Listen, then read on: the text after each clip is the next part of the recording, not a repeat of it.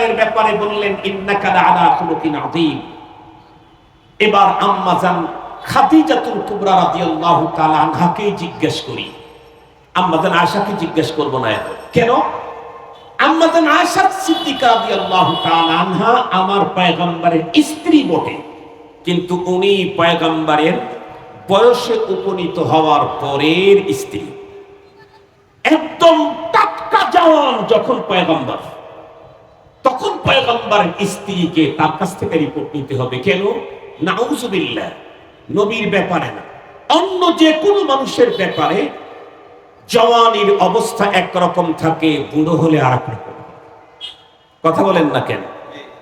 তার জওয়ানি তওবা করদান শিওয়ে পয়গম্বরি, তার জওয়ানি তওবা করদান শিওয়ে পয়গম্বরি, ওয়াক্ত পীরি গুরগে জালিম মি কুনাদ পরহেজগারি। জওয়ানির ব্যাপারে কিতাবে লিখছে আল শাবাব জুনুন, জওয়ানি হলো একটা পাগলামি। নবী রাসূলদের ব্যাপারে এটা কোনোদিন ধারণাই করা যাবে না। এরপরেও পয়গম্বর সাল্লাল্লাহু আলাইহি ওয়াসাল্লামের একদম টাটকা জওয়ানের স্ত্রী যিনি, তাকেই জিজ্ঞেস করি আমার পয়গম্বরের চরিত্র কেমন ছিল। পয়গম্বরের চরিত্রের উপরে আম্মা জান অনেক কথা বর্ণনা করেছেন, কিন্তু আজকে যে বর্ণনা দেব এইটা সহিহ হাদিস থেকে দেব। কারণ বাংলাদেশে আবার সহিহ হাদিসের ঠিকাদারও আছে কিছু, বুঝেন তো আপনারা? তারা যা বলে তাই সহিহ, আর আমরা যা বলি তাই গলত। এই জন্য আজকে যে হাদিসের বর্ণনা দেব এটা শুধু হাদিসটা সহিহ না, যেই কিতাবের হাদিস বলতেছি ও কিতাবও সহিহ। কথা কি বুঝতে পারছি আপনাদেরকে? শুধু হাদিসটা সহিহ না, আমি যে হাদিস এখন বর্ণনা করব শুধু হাদিসটা সহিহ না, এই হাদিস যেই কিতাবের মধ্যে আছে ওই কিতাবটা সহিহ, সেটা হলো সহিহুল বুখারী। মুসলমান ভাই খুব ভালো করে বুঝবেন, আমাদের বিশ্বনবী মুহাম্মদুর রাসূলুল্লাহ সাল্লাল্লাহু আলাইহি ওয়াসাল্লাম, আল্লাহ পাক রব্বুল আলামিন তাকে বিশ্ব নবী হিসেবেই বন্ধুরা আমার রূহের জগতে তৈরি করে নবীদের কাছ থেকে ওয়াদা নিয়ে রেখেছেন। সমস্ত নবী এবং রাসূলগণকে আল্লাহ পাক ওভাবেই তৈরি করেছেন। বিশ্বনবী সাল্লাল্লাহু আলাইহি ওয়াসাল্লামের যৌবনকালে ক্বাবলান নবুওয়া, নবুয়ত প্রাপ্তির আগ পর্যন্ত পয়গম্বরের রুচি ছিল এক রকমের, কিন্তু বন্ধুরা আমার নবুয়ত প্রাপ্তির টাইম যতই ঘনায় আসতেছিল পয়গম্বরের রুচির ভিতরে তখন পরিবর্তন দেখা গেল। বিশ্বনবীজি ছিলেন জালওয়াত পছন্দ, লোকালয়ে থাকতে উনি চয়েস করতেন। কারণ হলো পয়গম্বরের ভিতরে এমন কিছু উন্নত মানবিক গুণাবলী ছিল, যেই গুণাবলী প্রকাশ করার জন্য লোকালয়ে না থেকে খানকার ভিতরে বসে থেকে সেই গুণ প্রকাশ করা যায় না। বিশ্বনবীজির ছোট্টবেলারই কিছু নেশা ছিল, কিছু পেশা ছিল। একেবারে ছোট থাকতেও পয়গম্বরের নেশার পেশা কি? ইনসাফ প্রতিষ্ঠা করা পয়গম্বরের নেশা পেশা, জালেমকে মজলুমকে সাহায্য করা পয়গম্বরের নেশা পেশা, অনাথ ক্ষুধার্তদের জন্য খাদ্যের ব্যবস্থা করা পয়গম্বরের নেশা পেশা। হক কোন মানুষ যদি বৈধ কোনো কিছু তার হক হয়, হকদারের হককে উসুল করে দেওয়া, এটা পয়গম্বরের নেশা পেশা। বলুন তো দেখি, এই কাজগুলি করতে চাইলে খানকার ভিতরে বসে বসেই তো হবে। কথা বলেন না কেন?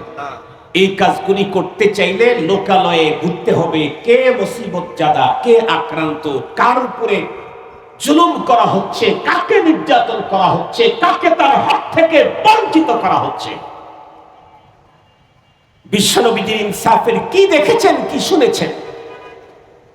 বিশ্বনবী সাল্লাল্লাহু আলাইহি ওয়াসাল্লামকে যখন হালিমাতুস সাদিয়ার কাছে ওনাকে যখন দেওয়া হলো, হালিমাতুস সাদিয়া পয়গম্বরকে নিজের কোলে নিতেই হালিমাতুস সাদিয়ার দুই স্তনে দুধ ভরে গেল। ফ্যামিলিগতভাবে একেবারে গরিব, ক্যালোরি যুক্ত খাবার খাবে তো দূরের কথা, খাবারই পেত না। তার আবার ক্যালোরি, খাবারই পেতেন না, ক্যালোরি তো দূরের কথা। যার কারণে শরীর একদম জীর্ণ শীর্ণ, স্তনগুলিও শুকিয়ে গেছে। নিজের সন্তানও পরিতৃপ্তি সহকারে খাবার মায়ের বুক থেকে পায় না। কিন্তু পয়গম্বরকে যখন কোলে নিলেন, ওয়ামা আরসালনাকা ইল্লা রাহমাতাল লিল আলামিন, পয়গম্বরকে কোলে নেওয়ার সাথে সাথে হালিমাতুস সাদিয়ার দুই বুকে দুধ ভরে গেল। হালিমাতুস সাদিয়া সর্বপ্রথম পয়গম্বরকে কোলে নিয়ে দুই স্তনের যেই স্তনটা পয়গম্বরের মুখের ভিতরে দিলেন, বিশ্বনবীজি সাল্লাল্লাহু আলাইহি ওয়াসাল্লাম দুগ্ধপায়ী সন্তান। তার মানে 3 বছরের সন্তান না, 4 বছরের সন্তান না। কোরআনে হাকিমে তো দুধ পান করানোর সীমা আল্লাহ পাক বলে দিয়েছেন, ওয়া হামলুহু ওয়া ফিসালুহু 30 শাহরা। খুব ভালো করে বোঝার জন্য চেষ্টা করেন।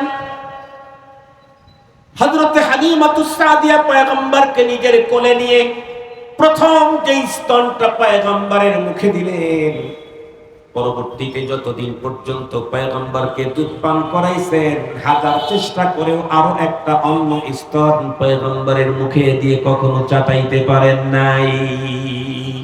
কেন? পয়গম্বর শিশু, দুগ্ধপায়ী সন্তান, তখনও তার দুধ ভাইয়ের হক যেন নষ্ট না হয়। দুটি দুধ আমি খেয়ে নেব? মার বুকে তো দুধের গুড়াও মাত্র 2টা, আমি একাই তো দুধ পান করবো না, ওই মায়ের পেট থেকে জন্ম নেওয়া সন্তানও তো আছে, তারও তো হক আছে। এই জন্য পয়গম্বরকে প্রথম যে স্তন মুখে দিয়েছিলেন হালিমাতুস সাদিয়া, শেষ পর্যন্ত অন্য স্তনের কখনোই দিয়ে পয়গম্বরকে দুধ পান করাইতে পারেন নাই। আমাদের চরিত্র, দুগ্ধপায়ী হয়ে তো বুঝি নাই, বড় হওয়ার পরেও আমার জন্য সরকারি বাজেট আছে যতটুকুন, আমি এতটুকুনে রাজি নাই। 5 জনকে মেরে হোক, কেটে হোক, হত্যা করে, খুন করে, গুম করে হোক, আর একজনের সব আমি চাই। এটা হলো আমাদের চরিত্র।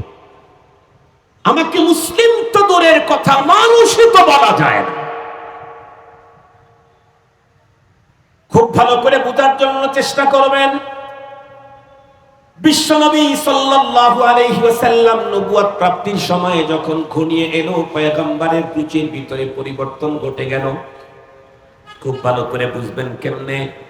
এখন আর পয়গম্বর লোকালয়ে থাকতে ভালো লাগে না, পয়গম্বর একা একই থাকতে চান। কোথায় যাবেন, কোথায় যাবেন, কি যেন বন্ধুরা আমার অনুসন্ধান চালাইতেছেন। আপনাদেরকে বুঝবার জন্য ছোট্ট একটা মিসাল দিলে বুঝবেন। আমাদের ঘরের ভিতরে এমন অনেক ছেলে মেয়ে আছে যারা আমাদের সঙ্গে একটা সময় পর্যন্ত, বড় বন্ধুরা আমার, ইজি ছিল, নরমাল ছিল। খাদ্য খাওয়া, উঠা বসা, একসঙ্গে গল্প করা, লম্বা টাইম হাসি রস করার মধ্যে লিপ্ত থাকতো। কিন্তু নির্ধারিত একটা সময় যাওয়ার পরে সন্তান আর বাবার কাছে বেরে না, মায়ের সঙ্গে আর বেশি কথা বলে না। ও যেন একা একা থাকতে চয়েস করে। বিচক্ষণ বিজ্ঞ পিতামাতা তখন বোঝে আমার সন্তানের মনে হয় কোনো ঝামেলা হয়েছে। কি ঝামেলা হয়েছে? গভীরভাবে খোঁজ নিয়ে দেখা যায় অন্তরের ভিতরে আগে ছিল বাবা মা, আপনজন, রিলেটিভ, ভাই বোনদের প্রেম, ওই জায়গা দখল করে নিয়েছে অন্য কোনো এক ছেলে অথবা মেয়ে। এ কারণে এখন আর বাবার সাথে সময় দেয় না, মার সাথে সময় দেয় না, একসঙ্গে খেতে বসে না, এখন আর একসঙ্গে গল্প করে না, মজা করে না। ও শুধু একা একা থাকে। বুঝতে হবে কারো প্রেমে পড়ছে। কথা বলেন না কেন? বুঝতে হবে কি হয়েছে, কারো প্রেমে পড়ছে। প্রেমে না পড়লে এমন হয়। বিশ্বনবী সাল্লাল্লাহু আলাইহি ওয়াসাল্লাম দীর্ঘ সময় পর্যন্ত জলওয়াত পছন্দ ছিল, লোকালয়ে থাকতেন। কিন্তু 40 বছর পূর্তি হবার কিছু আগ থেকে পয়গম্বরের খলওয়াত পছন্দ হয়ে গেল, রুচির পরিবর্তন। আর পয়গম্বরের লোকালয়ে থাকতে ভালো লাগে না। একা একই থাকতে ভালো লাগে, তার মানে পয়গম্বর মনে হয় কারো প্রেমে অস্বাভাবিক ভাবে পড়ে গেছেন। উনি কে?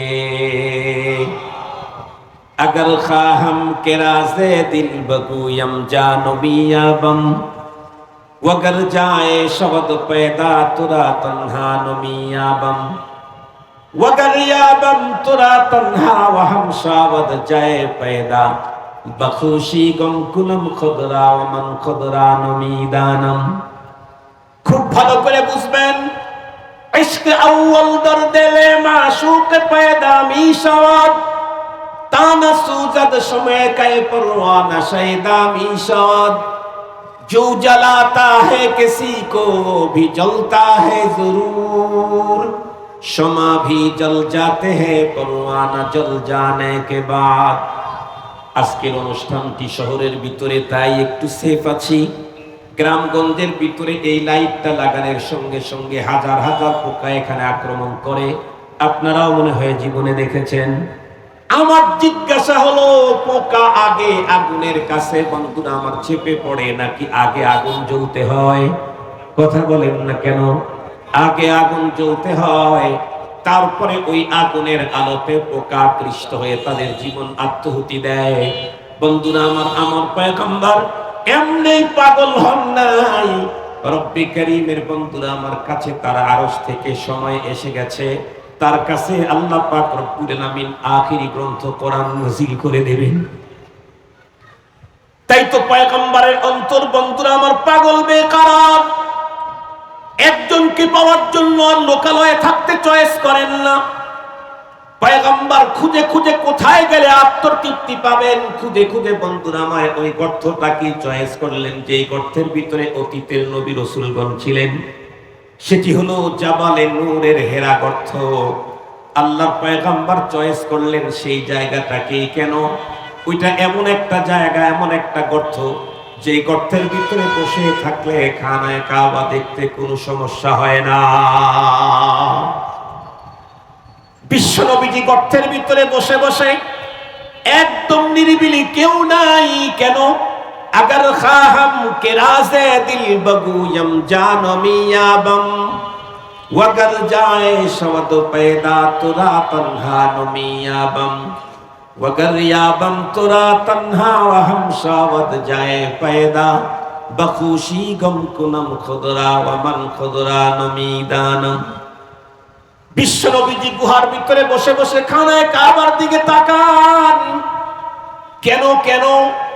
যে যারে পছন্দ করে তার বাড়ি দেখলে, তার জামা দেখলে, তার কাপড় দেখলে, তার বাড়ির লোকদের মন দেখলে মনের ভিতরে তৃপ্তি লাগে না? লাগে না? এ কারণেই তো একজন কবি বড় চমৎকার বলেছিলেন, আমুরু আলা দিয়ারি দিয়ারা লাইলা উকাব্বিলু দাল জিদারি ওয়াদাল জিদারা ওয়ামা হুব্বুদ দিয়ারি শাগাফনা কলবি ওয়ালাকিন হুব্বু মান সাকানাদ দিয়ারা। মজনু একদিন পথ চলতেছিল লাইলির বাড়ির পাশ দিয়ে। হঠাৎ করে মজনু বন্ধুরা আমার চলতে চলতে লাইলির বাড়ির ওয়াল যখন সামনে এসে গেছে, তখন ওয়াল ধরে চুমু খাওয়া শুরু করলো। লোকেরা জিজ্ঞেস করে, ওরে পাগল, পৃথিবীতে কোনোদিন তো কোনো বাড়ির ওয়ালকে চুমু খেতে দেখি নেই, আজকে তোমাকে দেখলাম ওয়াল ধরে চুমু খাচ্ছ তুমি। সে তখন উত্তর করে, আমি পাগল না, তোরা পাগল। পৃথিবীর আমার দেশের কত উন্নত বল দেখলি, কোনো একটাতে তো আমি চুমু খেলাম না। আমি এটাকে চুমু খেলাম এ কারণে, এ বলের সঙ্গে আমার বান্ধবীর নাম সংযুক্ত আছে, কারণ এটা হলো লাইলির বাড়ির ওয়াল। লাইলির বাড়ির ওয়াল হওয়ার কারণে সেইটা যদি চুমু খাইতে মজা হয়, খানায়ে কাবা আল্লাহর ঘর, ওই দিকে তাকা থাকলে মজা আছে না নাই? পৃথিবীর যেই সমস্ত জিনিসের দিকে তাকাইলে জীবনের গুনাহ মাফ হয়, তার ভিতরে নাম্বার 1 হলো খানায়ে কাবা, নাম্বার 1 আল্লাহর ঘর। এই ঘরের দিকে তাকায় থাকলে জীবনের গুনাহ মাফ হয়ে যায়। আল্লাহর পয়গম্বর সেখানে থেকে সাধনায় বন্ধুরা আমার দিন রাত কাটানো শুরু করলেন। অনেক লম্বা কথা, সময় বন্ধুরা আমার সবে না, এজন্য সংক্ষিপ্ত করে আপনাদের খেদমতে বলি। নবীজি বুখারী শরীফের হাদিসের মধ্যে আছে, আমি আগেই বলেছি হাদিস তো সহি, যেই কিতাবের বন্ধুরা আমার হাদিস, ওই কিতাবটাও সহি। বুখারী শরীফের মধ্যে আছে পয়গম্বর খাবার নিয়ে যাইতেন একদিন, 2 দিন, 3 দিনের জন্য। 3 দিন পর্যন্ত পয়গম্বর সেখানে অবস্থান করলেন। এখন তো খানা ফুরিয়ে গেছে, এরপরেও পয়গম্বর বাসায় ফিরতেছেন না। আম্মা জান খাদিজাতুল কুবরা রাদিয়াল্লাহু তাআলা আনহা, উনি মেয়ে মানুষ, উনি বুঝতেন যে খানা পয়গম্বর নিয়ে গেছেন, এই খানা তো এতদিনে আর থাকার কথা না। নবীজি আসতেছেন না কেন? কারণ এমন মুহাব্বতের ভিতরে পড়ছেন, যেই মুহাব্বতকে ছিন্ন করে জায়গা ছেড়ে নিজের পেটের খাবার দিয়ে তৃপ্তি নেওয়ার টাইম আমার পয়গম্বরের নাই। আম্মা জান খাদিজাতুল কুবরা রাদিয়াল্লাহু তাআলা আনহা 40 বছরের উপরের বয়স, বন্ধুরা আমার 50 বছরের উপরে বয়স যার, ওই পাহাড়ের পর্যন্ত আল্লাহর পয়গম্বরকে খাদ্য দেওয়ার জন্য বাড়ি থেকে খাবার নিয়ে চলে যেতেন। যেই পাহাড়ের উপরে এখনো কোনো নওজোয়ান যদি উঠতে চায় 1.5 থেকে 2 ঘন্টা সময় লেগে যায়। এখন তো জাবালে নূরের হেরাগর্ত পর্যন্ত ওঠার জন্য সুন্দর পথ করে দেওয়া আছে, এরপরে বন্ধুরা আমার 2 ঘন্টা 2.5 ঘন্টা সময় লেগে যায়। 1400 বছর আগে ওই জায়গাতে কোনো মানুষ যেত না, সেইখানে একজন 50 ঊর্ধ্ব বয়সের নারী পয়গম্বরের জন্য খাবার নিয়ে সেই পাহাড়ের চূড়ায় উঠতেন। দিনগুলি চলতেছিল, রাতগুলি যাচ্ছিল। হঠাৎ 40 বছর পূর্তি যখন হয়ে গেল, জিবরাইল আমিন, বন্ধুরা আমার সেই হেরা গর্তের ওখানে জিবরাইল আমিনের আগমন ঘটলো। 3টা সোমবার ছিল। জিবরাইল আমিন এসে পয়গম্বরকে ডেকে বললেন, আপনি আসেন। পয়গম্বর যখন জিবরাইল আমিনের কাছে আসলেন, তখন পয়গম্বরকে চিৎ করে শোয়া দিলেন। পয়গম্বরের সিনাখানাকে বন্ধুরা আমার ফেরে ফেললেন। এরপরে ভিতর থেকে কি কি যেন বের করে সুম্মা কাসালাহু বিমা ইজামজাম, জমজমের পানি দিয়ে সেটাকে পরিষ্কার করলেন। এরপরে পয়গম্বরের সিনার ভিতরে ওই জিনিসগুলি ধুয়ে পরিষ্কার করে আবার রেখে দিলেন। এরপরে আল্লাহ পয়গম্বরকে ডেকে বললেন, ইকরা, আপনি পড়ুন। নবীজি বললেন, মা আনা কারিইন, আমি পড়তে জানি না। এই কথা বলতেই জিবরাইল আমিন পয়গম্বরকে ধরলেন, চিপ দিলেন, ছেড়ে দিলেন। ফাআখাযানি ফাখাত্তানি হাত্তা বালাগা মিন্নিয়াল জুহুদ। এরপরে আবার ছেড়ে দিয়ে বললেন, ইকরা, আপনি পড়ুন। পয়গম্বর একই উত্তর দিলেন, মা আনা বিকারিইন, আমি পড়ুয়া নহি, পড়তে জানি না। জিবরাইল আমিন সুম্মা আখাযানি ওয়া ফাকাত্তানি হাত্তা বালাগা মিন্নিয়াল জুহুদ সুম্মা আরসালানি, এরপরে আবার আমাকে ধরে চিপ দিলেন, এরপরে ছেড়ে দিয়ে বললেন, পড়ুন। 1 বার 2 বার 3 বার চিপ দিয়ে ছেড়ে দেওয়ার পরে বললেন, ইকরা বিসমি রাব্বিকাল্লাযী খালাক।